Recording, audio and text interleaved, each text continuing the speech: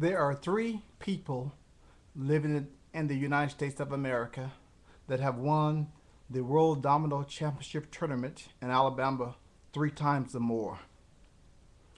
My name is Travis Newsome, and I am one of the three. I live in Kansas City, Missouri.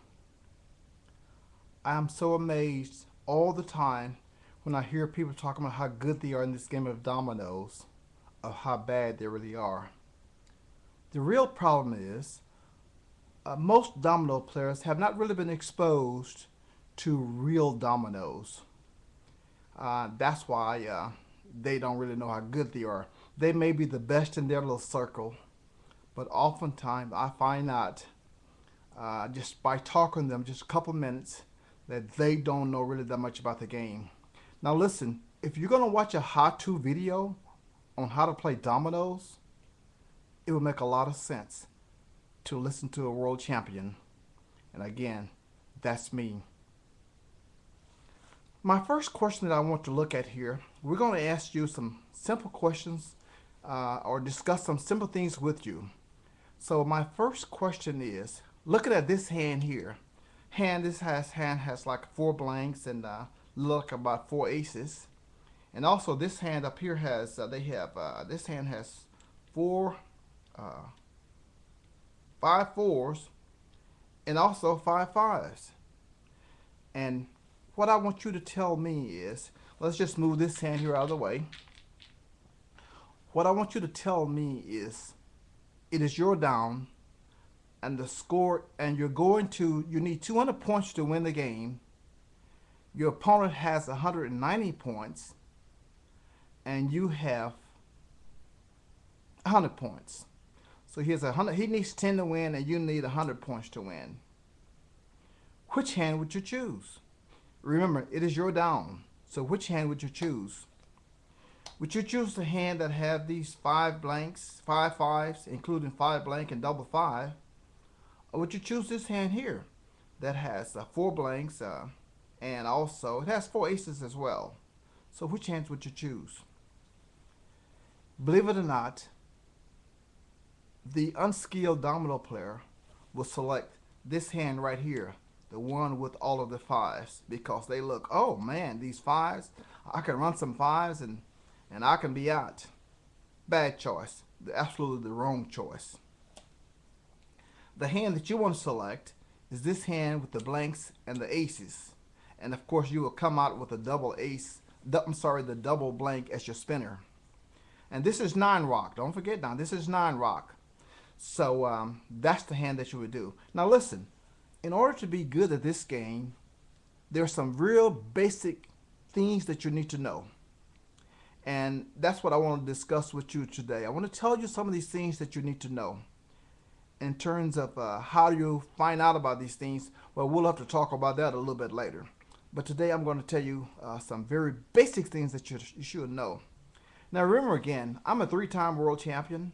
There are other people out there that maybe play the game just a little bit different than me. But again, who are you going to listen to? You're going to listen to a world champion. My first question to you is, it is your down. And again, remember the scores, your opponent has 190 points and you have 100 points. And of course, you're trying to win the game. Is it a lost cause? Well, it probably is a lost cause if you don't pick up this particular hand right here. If you don't have this hand, it's going to be a lost cause. And then, even if you got this hand, you still have to play it correctly in order to win the game. And this hand, all white, looks good. It's not as nearly as good as this hand here. One of the key aspects of this game of dominoes is discipline. I'm working with some 5th grade students right now, and what I point out all the time is that this game requires discipline. If you don't have the discipline to play the dominoes correctly, well, more than likely you're going to lose the game. When the hand is said and done, by you choosing this hand and downing the double blank, you're going to block the game and get, I think you would get 105 points out of you will get a minimum of 105 points out of your opponent's hand. I think it may be as much as 110 points out of your opponent's hand. and you win the game. And in this hand here, they may not score. The most they will possibly score will be 5 points. So that's what you need to know. When you first pick up your hand playing 9 rocks, what is the first thought on your mind?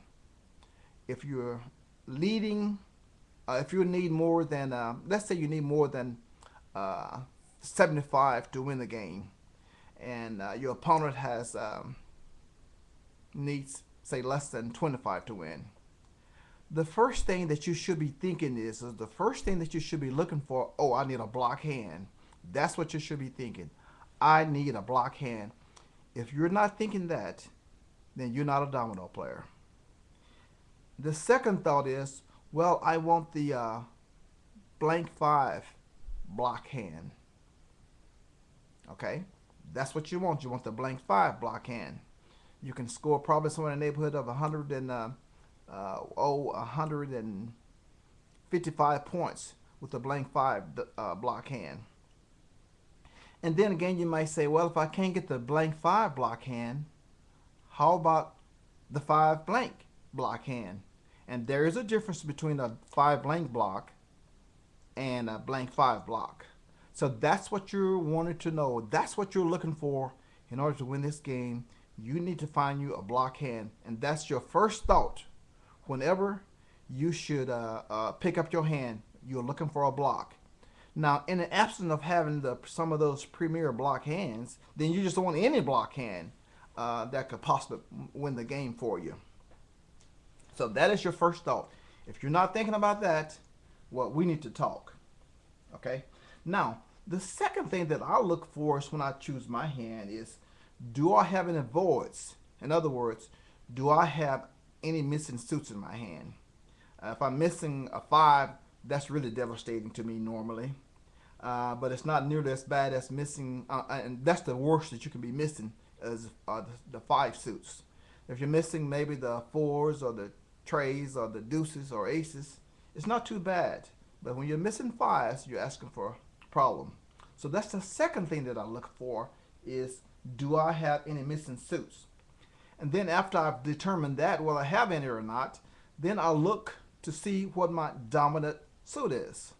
Now remember, all this takes place in a matter of 10 seconds or more. I look to see what my dominant suit is. And then if my dominant suit includes a double, then I have to look to see, okay, do I have the domino that's complementary to that particular double that I want to down? And we'll talk about complementary dominoes perhaps in another session. Now the next thing you want to know is, if you don't have the complementary domino to that particular double, then you may not very well be able to down that double. So these are the things that you have to kind of understand when you're going to be a championship player in this game. Certainly there are other factors that go into the game. And another one is that I want to talk about. Something else that I want to talk about is playing 9s versus playing 7s. Which do you prefer? Do you prefer playing 7 dominoes, or do you prefer the 7, or do you prefer playing 9s? And my question is, which game requires the most skill? If you tell me that playing 7 requires more skill than playing 9, sorry, that is not correct. And I don't care what they say. All the top players that I know of prefer playing 9 versus playing 7. So, and we can talk about that a little bit more maybe later on as well. So, I think playing 9 versus playing 7 is kind of like maybe the well, it's just more luck and required to be successful at 7 rock than it does at 9 rock. Another thing that you have to be concerned about is the down. Are you playing where the down rotates, or are you playing where you keep the down? We call that domino down. And I found out that I like playing both ways. And if I had to choose between the two, it really wouldn't matter to me. I'll play either way. All the championships that I've won have been with the down go round. And some people don't like to do that. They like to, hey man, I domino, so I want to keep mine down. And that's cool. That's cool. But anyway, I think playing down go round and playing domino down is very similar to the National Baseball League and the American Baseball League, where in the American League they have the designated hitter who bats, of course, for the pitcher. But in the National League, they do not have the designated hitter, and the pitcher has to bat for himself.